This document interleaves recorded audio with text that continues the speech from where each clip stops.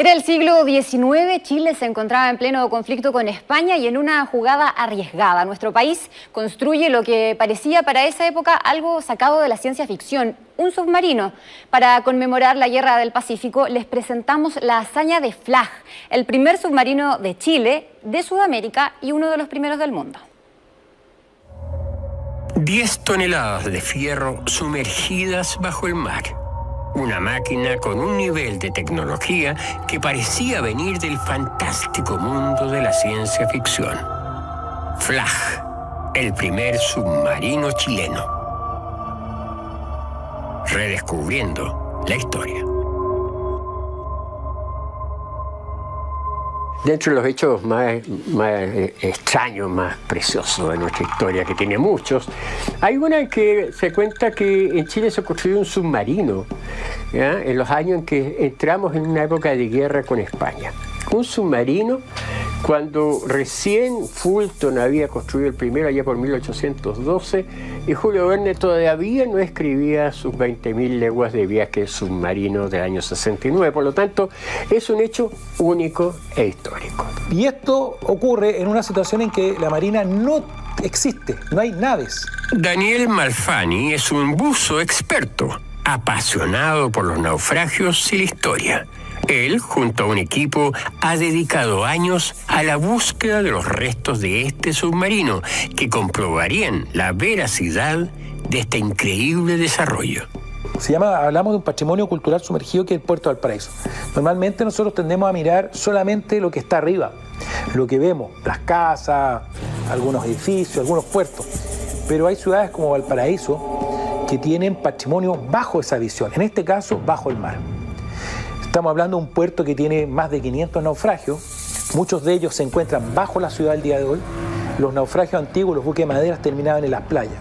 Valparaíso le ganó aproximadamente 200 metros al mar, por lo tanto muchos naufragios están bajo las calles de Valparaíso. Uno de estos naufragios, los que habla Malfani, es el submarino que un visionario alemán llamado Karl Flag, junto a un carpintero chileno de apellido Pulgar, deciden construir en el siglo XIX. Y que 2 siglos después, Daniel Malfani está empecinado en convencer al Chile del siglo XXI que hay que hacer algo para reivindicar esta hazaña.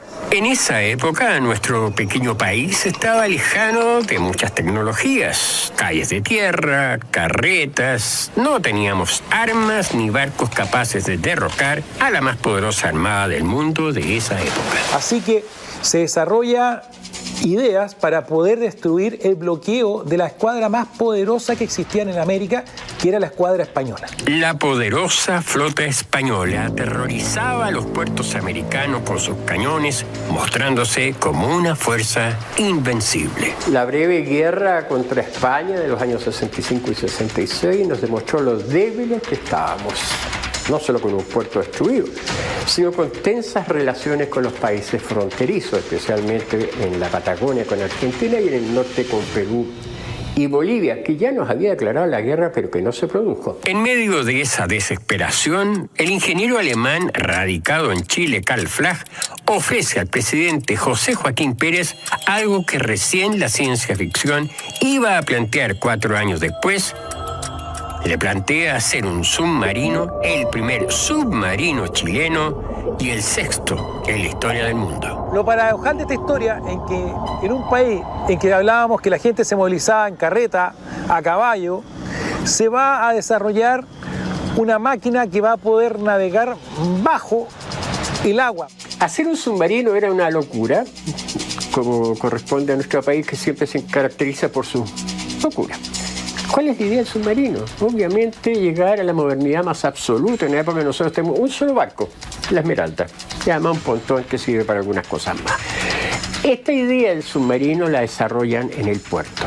Entramos en guerra con España, se bombardea Valparaíso y entre ellos, obviamente los barcos españoles tratan de imaginar que esa cosa metálica que está en el puerto es un torpedo El equipo de Karl Flagg construyó una máquina impulsada a pedales que podría sumergirse bajo el mar, pero había que probarla rápidamente, ya que los españoles podrían volver a Valparaíso después de su incursión en el puerto del Callao.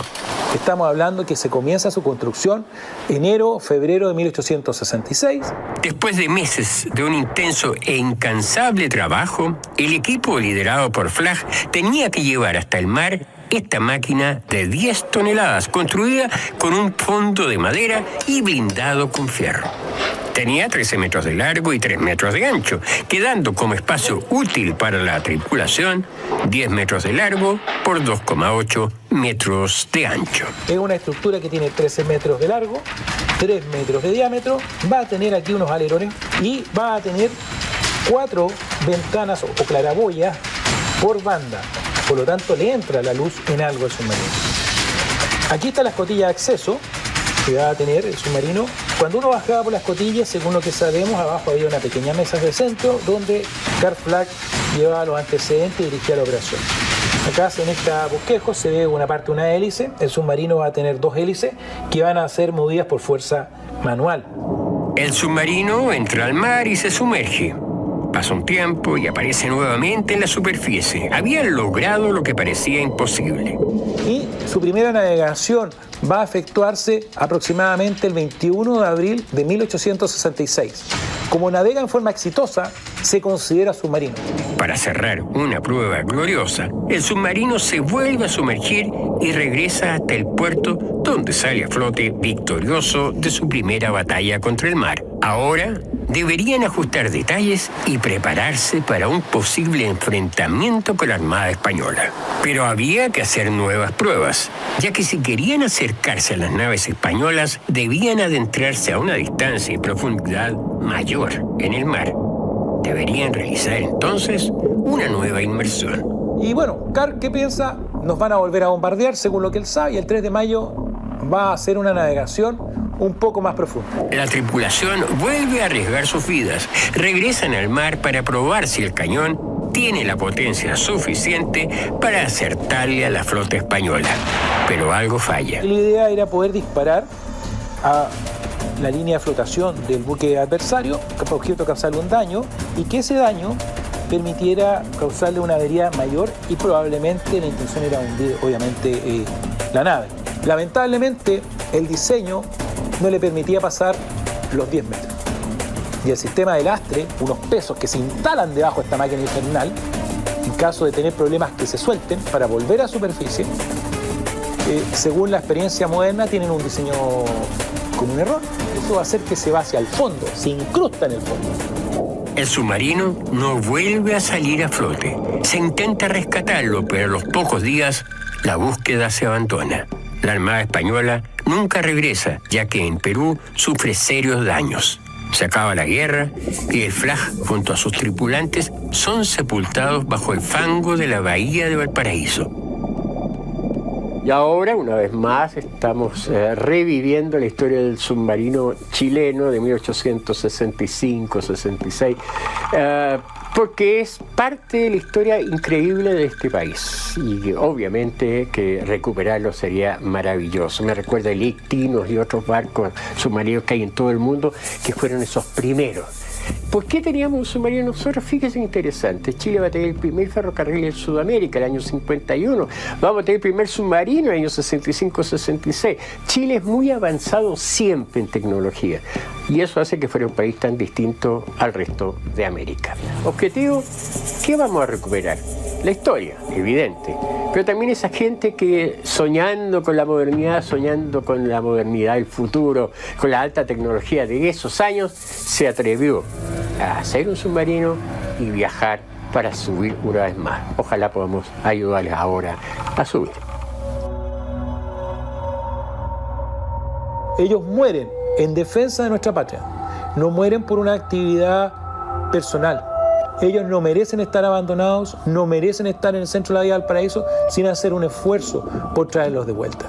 Hoy se sabe con exactitud el lugar preciso donde descansa el Flagg a 42 metros de profundidad en la bahía de Valparaíso. La operación millonaria de reflotarlo no se justifica tanto por el rescate de los fierros y restos de la máquina, sino por rescatar de las aguas del olvido a este grupo de visionarios que, arriesgando una muerte casi segura, lo hicieron por su visión de futuro y en defensa de nuestro país. Bueno, por lo menos el hecho de haber creído en la posibilidad de la existencia de un arma nueva que se estaba probando en el mundo, como era un submarino, valía la pena recordarla, especialmente pensando en el sacrificio de esos hombres que entregaron su vida por este proyecto.